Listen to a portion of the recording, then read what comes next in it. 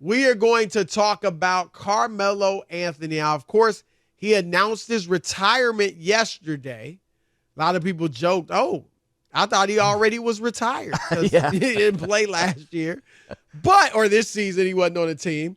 But I'm glad that Brian, announced his retirement publicly so that we could give him his flowers. Because Carmelo, and a lot of people will poo-poo Carmelo because he didn't win a championship and really didn't have a lot of playoff success overall. I think he won 3 playoff series. Rob G, correct me if I'm wrong. 3 playoff series in his career. But he was undoubtedly one of the greatest scorers of this generation, of this era. And, he's a top 75 player all time. He's a Hall of Famer, first ballot. There's no question about that. So I'm glad that we're able to give him his props. But interestingly, Ian Begley, who covers the Knicks and the entire NBA in the New York area, Begley said, Rob G, he reported yesterday that the Knicks are going to, or they're considering it. His exact verbiage is, my guess is that it is going to be retired.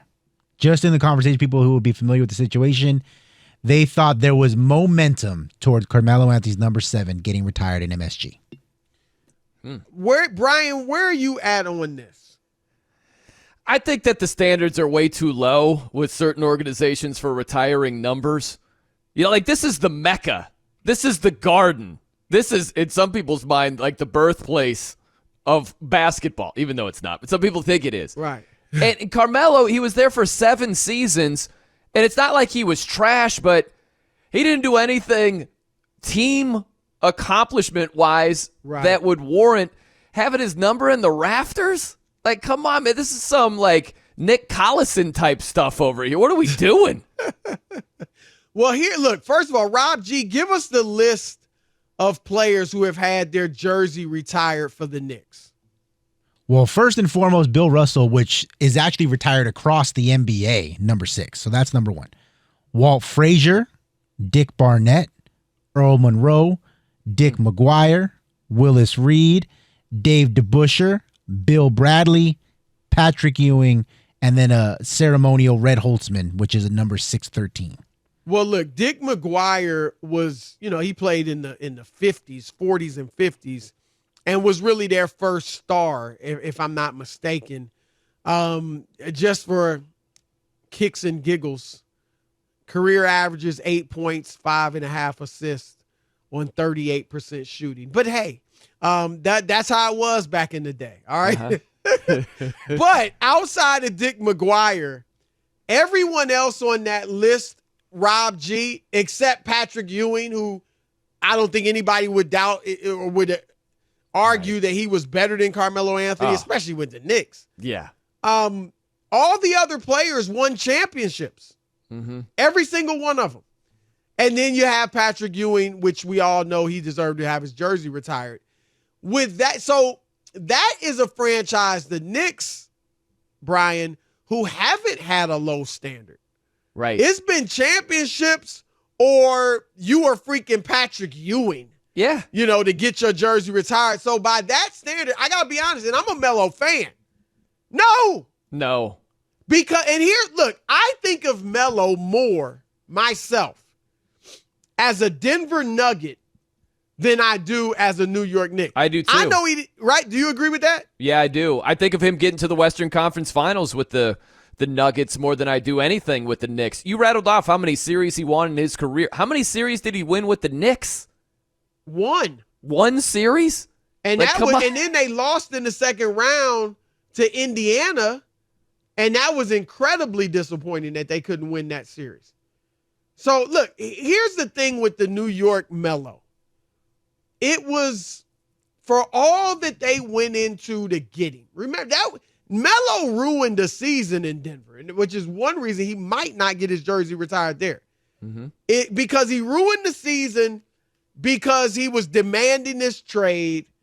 And so obviously the Nuggets couldn't function properly. And ultimately he was traded to New York. And so for all that they went through to get Melo, all the players they gave up to get Melo, it was a disappointment. Yeah. Because, like I said, they won one playoff series. He was. did lead the league in scoring one year, 28.7 points. He did set the Madison Square Garden record for points in a game, 62. And that's for not just Knicks players, but players, visiting players as well. Jordan, LeBron, Kobe, whoever. And those are great. So a few nice individual things. But I got to be honest. I look at Melo's time in New York as like, darn near a blight on his career. I mean, because you didn't deliver. You didn't even come close. Yeah, and it shows you it's not a great business model to force a trade and you're gutting your new roster. Right. You know what I mean? Right. That's not a good way to do it. That's like moving into a new house and like ruining your own furniture. It's like, why would you do that? It's your new house. But right. I think that, Chris, what was cool about Melo at the end of his career, so much of his career was what he wasn't and what he didn't do and what he didn't accomplish and how he wasn't a great defensive player. It was all what he wasn't. And then when he finally got to the Blazers, a lot of that changed because he got to 10th on the all-time scoring list. Right. And you think this was right after it didn't work out at OKC. Remember the press conference where he's like, hey, Paul George, they're asking me to come off the bench. And we're like, that's actually a good idea right now, Melo. It didn't work out in OKC. He was with the Rockets for like 10 games. Come off the bench. Yeah, they want me to come off the bench. Then he goes to Houston for, it was like 10 games or something crazy. Right. Didn't fit in there. And then he got kicked to the curb. That could have been the end of his career. But then he went to Portland. He started scoring a lot more, reached some milestones, and it really switched. He got his roses finally. I love to see that because a lot of his career was way better than he ever got credit for. Yeah, no, I agree. He showed great humility, unlike a lot of people. And I'm not slighting these guys for that. But like an Allen Iverson, he couldn't bring himself to come off the bench and just be a role player. Iverson could have played several more years as far as I'm concerned, and actually been a really good sixth man, like a Jamal Crawford type, Lou Williams type, to come off the bench and put up buckets, But he just, he always was like, I'm that superstar, and I can't be anything less. And I'm not mad at that. Mm-hmm. But I do give Melo credit for being humble enough to say, look, not only will I come off the bench, I'll adjust my game. I just want to play. And he became a very good spot-up three-point shooter. And to your point about Portland, he averaged 15 points there his first year back. Now, he was starting, but still, that's a good season.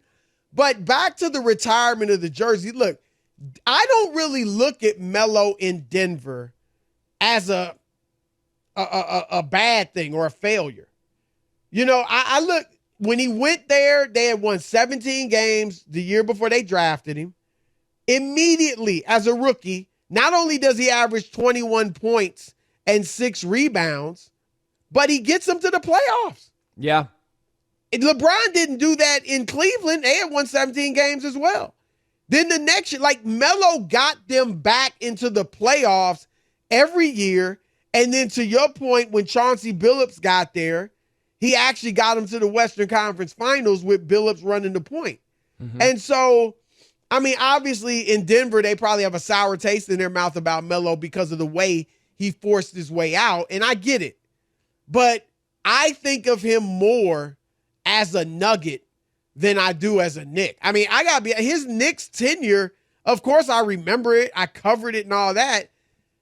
It just, there was no team success. Yeah. I think that what's interesting to me about Carmelo, it depends who you're comparing him to. Where I'll use, we talked about Fresno a little bit ago because Kenny called in for Trash Talking Tuesday. Fresno always gets compared to L.A. It's like if you compare it to L.A., Fresno sucks. Ain't good. Yeah, if you compare Fresno to my hometown, South Bend, Indiana, or Topeka, Kansas or something, all of a sudden Fresno isn't half bad. You know what I mean? So if you look at Carmelo, he always gets compared to the dudes in his draft class, like LeBron, who was better and had much more team success. D. Wade, look at all the success he had throughout his career. Carmelo never gets compared to Darko Milicic, Like, look at Melo compared to some other guys. We always look at the guys who are better than Melo than the guys Melo was better than. And the reality is Melo was a better player than a lot of dudes. But we hardly ever look at it that way. And at least he got his roses at the end. Send this out to foxsportsradio.com or foxsports.com. Brian Noe, Melo's like Fresno. Man, could have said like, I don't know, somewhere else. Fresno. I mean, look, I don't want to slight the people of Fresno. I've actually never been to Fresno, but it sounds good. It's got a cool name. But anyway, I hear you. And you know what would have been interesting? And Melo, look, we know he won at Syracuse. And Melo, it's the notion of him not winning. Mm-hmm. It's some of it is on him. I mean, Chauncey Billups said, you know, a lot of times Melo was happy when he dropped 30 and we lost rather than 17 in a win. Man, you know, that's an indictment right there. Yeah, Woo. I mean, he talked about that. And so some of it was on Melo. Yeah. But I really wonder, because remember, you mentioned that draft and you mentioned Darko Milicic. The Detroit drafted Milicic right after LeBron. And Melo goes third to Denver. Man, can you imagine if he went to Detroit? Well, that's what I was going to say. Like, if Melo had gone to Detroit. Yes. Obviously, you've got great coaching there. They had Larry Brown. They had great veteran teammates. Now, look, it's not a given. It's not a definite. But I assume Melo goes there, fits right into the starting lineup, probably becomes the leading scorer, but still fits in their team system. And he wins, if not one championship, maybe multiple championships. Man, how much differently do we look at Carmelo? Because he would have probably won before LeBron. Wade, of course, won before LeBron as well. Doesn't mean we would have thought he's better than LeBron.